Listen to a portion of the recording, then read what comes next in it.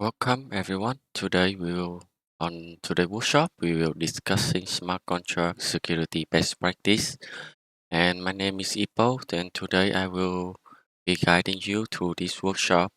And we will cover various aspects of smart contract security, including the importance of security, best practice in Solidity and Ink, and some and we'll go through some case study like hack cases. So let's get started. Here's the agenda for today's workshop. We will start with an introduction to smart contract, followed by a discussion on why smart contract security is important. We will then dive into specifics of Solidity and Ink, two popular smart contract language. We will cover common vulnerability, best practice for both languages, and review some notable hack cases. Finally, we'll have a Q&A section at the end. So now we can go back a little bit to like what is smart contract. Smart contract are self-executing contract with the term of agreement directly written into the code, and they are designed to automate the process, increase transparency, and induce immutability. Smart contracts are used across various industries, from finance to supply chain management. Smart contracts are used across various industries, from finance to supply chain management, to enforce agreement without intermediary. And how exactly a smart contract works? Smart contract work by encoding the term of agreement in the code, which is then deployed to the blockchain.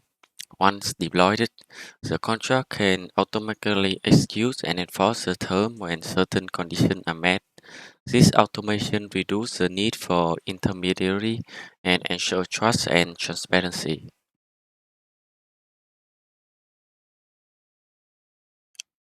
Now let's talk about the importance of smart contract security. Ensuring the security of smart contract is crucial. Financial implication can be severe if a contract is exploited, leading to a significant losses. Trust and reputation are also at stake as users expect secure and reliable contract. Additionally, legal and compliance issues may arise if contract fail to perform as intended. Financial implication of security breach can be devastating. There have been numerous instances where millions of dollars were lost due to smart contract vulnerability. Such breach was not only impact the investor and user but also shakes the confidence in the entire ecosystem. Trust and reputation are paramount in the blockchain world. A single security breach can tarnish the reputation of a project or company, making it difficult to regain user confidence. Ensuring robust security measures can maintain trust and support long-term success. Legal and compliance issues can arise if smart contracts fail to perform as intended or if they are exploited. Reg- regula- like regulatory requirements vary by jurisdiction and non-compliance can lead to legal consequences. Ensuring your smart contracts are secure help mitigate this risk. Now let's go through the overview of Solidity. Solidity is a high-level programming language designed for writing smart contracts on the Ethereum blockchain. It is similar to JavaScript in syntax and is statically typed. Solidity allows developers to create contracts that manage the transfer of digital assets, implement a complex business logic, and more. Let's cover some Solidity basics. Solidity supports various data types and variables, function and modifier to define the logic, and even an error handling mechanism to manage state chain and handle exception. Solidity supports several common data types such as UIN256 for unsigned integer, address for addresses, and string for text. Declaring variable in Solidity is straightforward, and here's an example of simple storage contract. We have a storage data variable in type uint256 and an owner variable of type address. The constructor sets the owner to the address that deploys the contract, and there are functions to set and get the stored data. Function in Solidity defines the actions that a contract can perform. Modifiers are used to alter the behavior of functions, such as success control. Here's an example of how to define a function and use a modifier in Solidity. The only owner modifier ensures that only the contract owner can call the change owner function. Even events in Solidity are used to log important actions that occur in the contract. Error handling is crucial for managing expectation and ensuring contract reliability. Here is an example of how to emit event and handle error in Solidity. As you can see in the screenshot, the stored data function requires that the input data is greater than 0 and emit an event if the condition is met.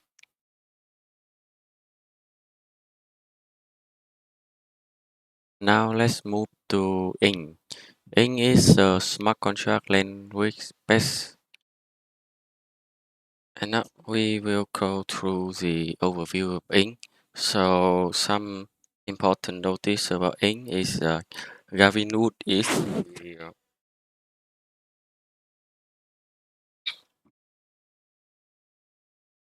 Gavin Wood is a creator of Solidity. He see that Solidity have some problem with security, so he create Ink. And Ink is like a little bit better than Solidity. However, the ecosystem is still like premature, so you don't see a lot of like production level applications that written in Ink.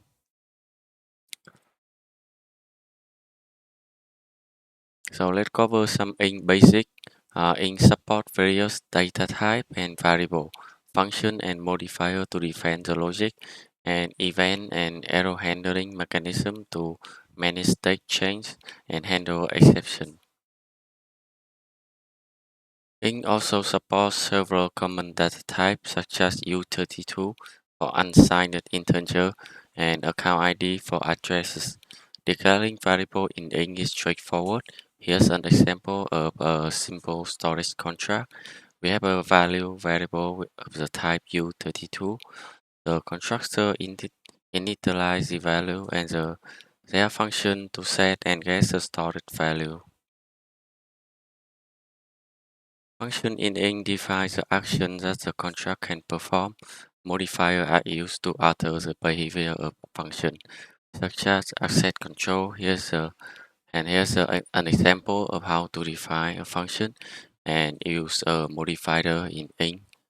The change owner function ensures that only the contract owner can call it by using the assertion.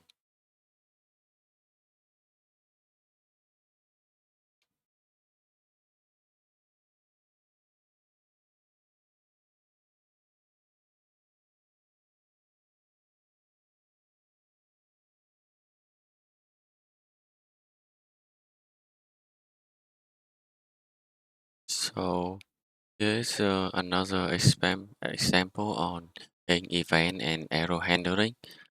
Function in ink defines a function that a contract can perform.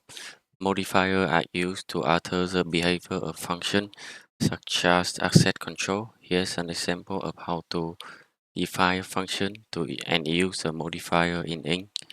The change owner function ensures that only the contract owner can call it by using an assertion. Despite their benefits, smart contracts are prone to various vulnerabilities. Common issues include reentrancy attack, integer overflow and underflow, unchecked external calls, and timestamp dependency. Understanding these vulnerabilities is the first step toward preventing them. So now let's go deeper into the Reentrancy vulnerability. Reentrancy occurs when a contract makes an external call to another contract before resolving the previous state. This can lead to unexpected behaviors and exploitation. And here's an example of a reentrancy vulnerability in Solidity. The withdraw function makes an external call before updating the balance, allowing an attacker to repeatedly call the function before the state is updated.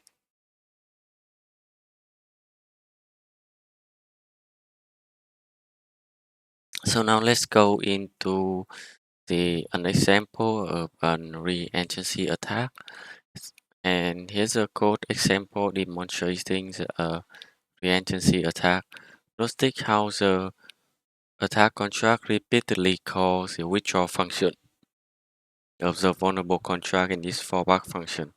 This allows the attacker to drain the fund from the contract before the balance is updated.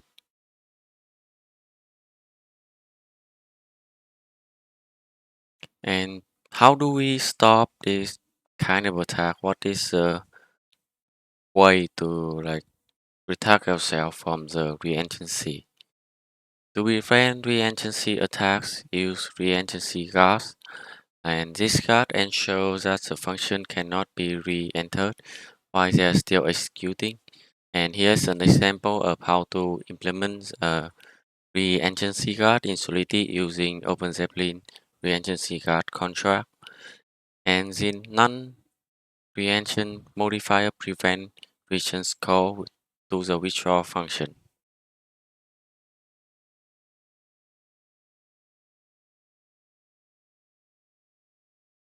Integer and integer overflow and underflow is one of the problem that can be taken advantage by the hacker, and it happens when an arithmetic operation exceeds the maximum or minimum values allowed by the data type. This can cause unexpected behavior, and here's in the code example demonstrating the integer overflow in Solidity. Adding a value to max u in 8 when it's already at its maximum can cause overflow. And here's a code example demonstrating integer underflow in Solidity. Subtracting a value from min u in 8 when it is already at its minimum can cause underflow, leading to unexpected result.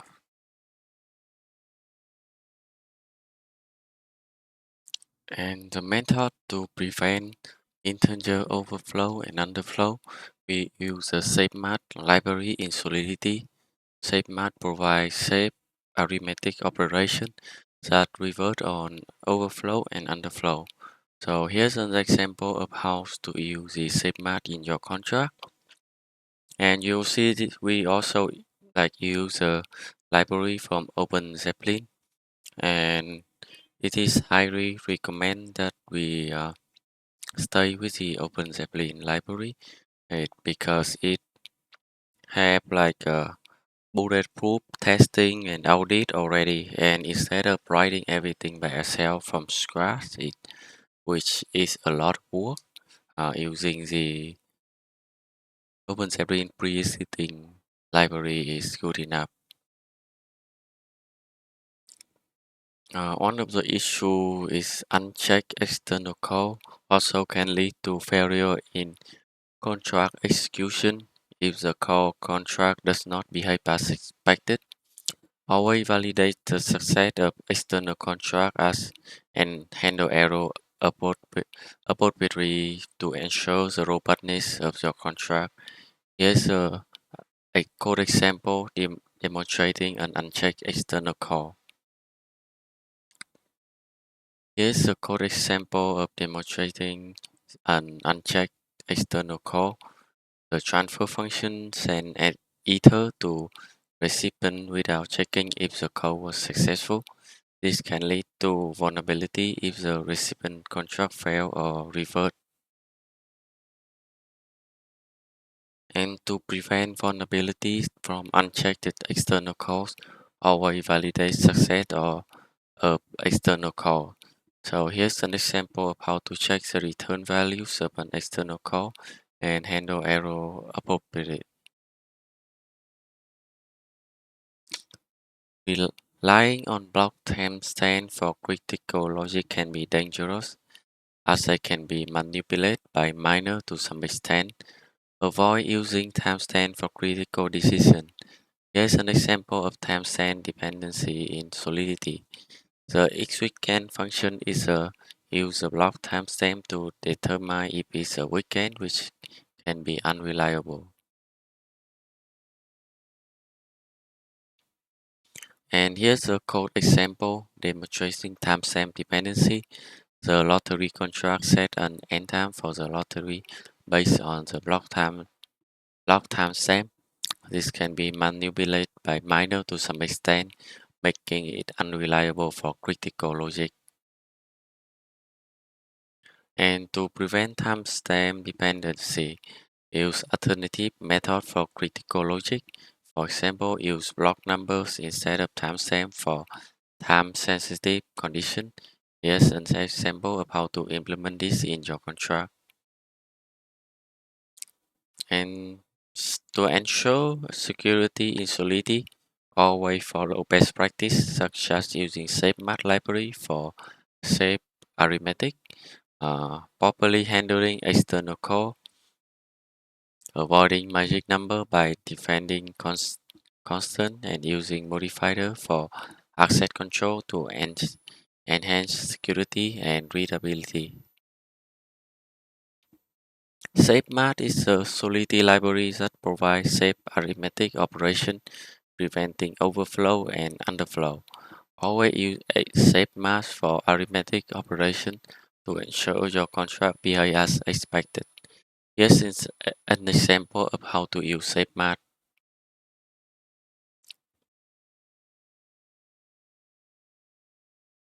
Oh, sorry, I was like, there was a bit of error. So,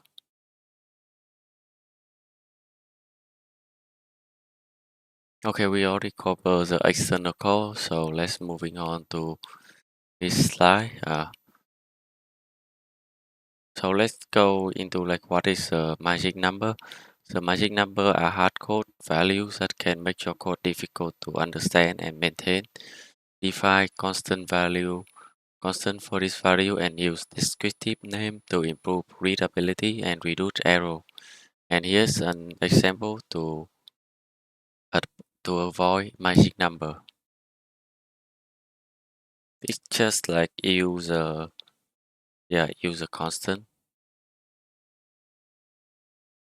Modifier in Solidity allows you to define reusable code for function such as asset control. Use modifier to check condition before function execution, ensuring your contract operates securely and correctly. Here's an example of using modifier.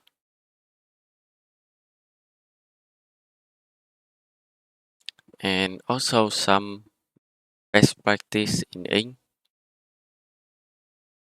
In ink, ensure type safely by using appropriate data types. Handle error properly to avoid unexpected behavior. Avoid storage vulnerabilities by managing storage efficiently. And use resource effectively to keep your contract performance and cost efficient. Let's go into the detail. The type safety in ink help prevent error related to data type mismatch. Always use appropriate types for your variables and operation. Type safety in ink help prevent error related to data type mismatch. Always use appropriate types for your variables and operations to ensure your contract behave as expected. Here's an example of ensuring type safety.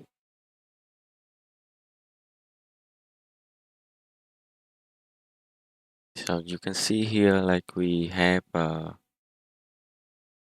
you see like this example is pretty straightforward. All of the variable will be declared type and So it will help us like if anyone want to like use add string like use add like value to this value like string, then the compiler will return error. And also we will need like proper error handling.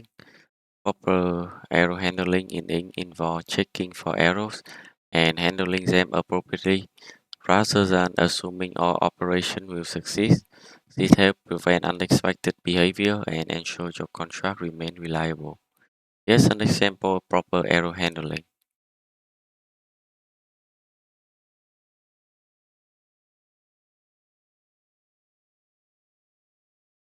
Here, like the assert here, and then we have the so it's similar to Solidity. Like we have the assert to check the new value here, and if it's not correct, we will return the error. Value must be greater than 0. And avoiding storage vulnerability in ink. Manage storage efficiently in ink to avoid vulnerability and excessive cost. Use proper data structures and avoid unnecessary storage operation to keep your contract secure and cost effective. Here's an example of avoiding storage vulnerability.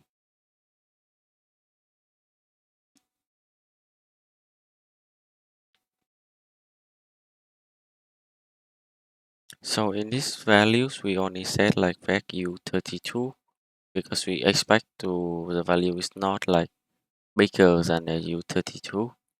And here we also set the value when you push into the vector, uh, and the get function is just to get the data.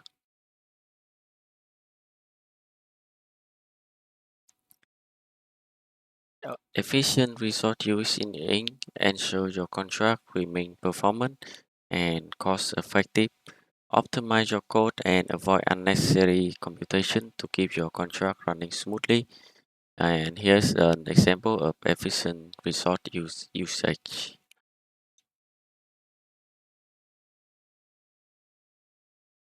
It is the same example before. So you can see we try to like always have like in your mind like the number value or like how much we should declare. So now let's look at some notable hack cases. This example highlights the importance of smart contract security and consequences of vulnerability. We will cover the DAO hack, parity wallet hack, Banker hack, and compound exploit. The DAO hack, the DAO hack occurred in 2016 and involved in a regency vulnerability. An attacker exploited this flaw to drain funds from the DAO, resulting in the loss of around 60 million worth of Ether. And this incident highlights the need for thorough security audit and better security practice. And the Parity wallet hack happened in 2017 due to a vulnerability in the multisig wallet contract. An attacker exploited this flaw to steal around 30 million worth of Ether, and this incident emphasized the importance of using well-audited library and avoid single point of failure. The Banco hack in 2018 involved an exploit in the Banco network smart contract. Attacker managed to steal like 22.5 million worth of cryptocurrency, and this hack underscores the need for continu- the monitoring and timely update of the smart contract. The compound exploit in 2020 involved a flaw in the protocol logic, allowing an attacker to manipulate the price of a collateral asset and drain the fund. And this incident highlights the importance of robust testing and peer review for complex financial contracts. This hack case teaches us valuable lesson. conduct throughout testing of your contract, including unit tests, integration tests, and stress tests. Engage in regular security audit and peer review.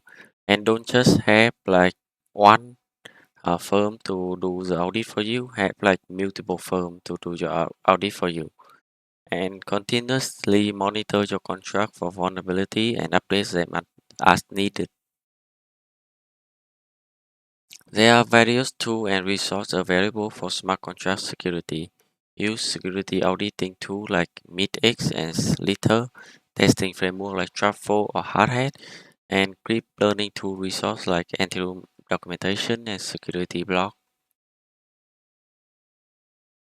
So we cover a lot of ground today, and now I would like to open the floor for any question you may have. Feel free to ask about anything we have discussed or anything other related topic you are curious about. And leave subscribe and leave a comment below if you have any question.